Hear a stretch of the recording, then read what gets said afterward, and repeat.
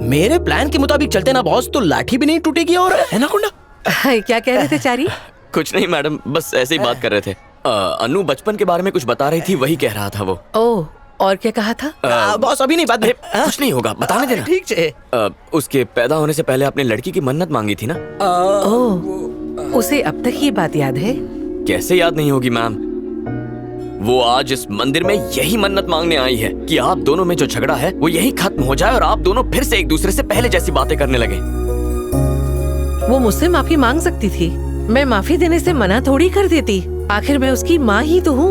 वो आपकी सारी बातें मानने को तैयार है, लेकिन वो चाहती है कि आप भी उसकी सारी बातें समझने की कोशिश करें। यस मैम, वो उस लड़के से भी शादी करने के लिए तैयार है जिसे आपने उनके लिए चुना है। मैम, ऐसा कहते हैं कि एक माँ से ज्यादा उसके बच्चों को और कोई प्यार नहीं करता, और अगर ये बात सच है और आप अपनी बेटी से प्यार करती हैं तो जाकर उससे बात कर लीजिए प्लीज।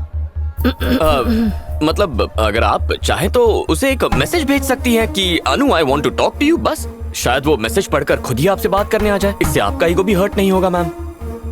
अनु आपके सामने ही है शैलजा जी, उसकी शादी की खातिर एक मैसेज आपको उसे करना ही चाहिए, मेरी बात मानिए।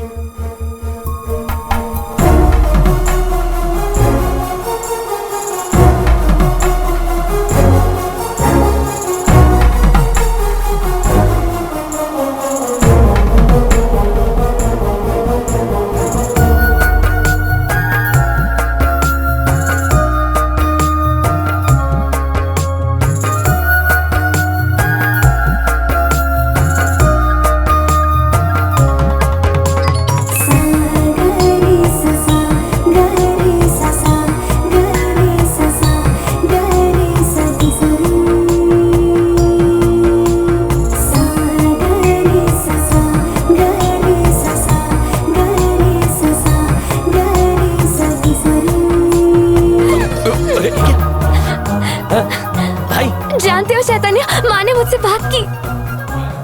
उन्होंने मुझे अभी अभी मैसेज किया, वो मुझसे बात करना चाहती है। आपका टाइम आएगा। Thank you so much.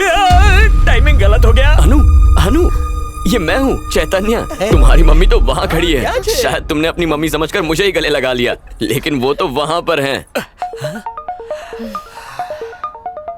आप भी ना मैडम, माँ से बात होने की खुशी में इनका हक ही पूरी तरह से भटक गया।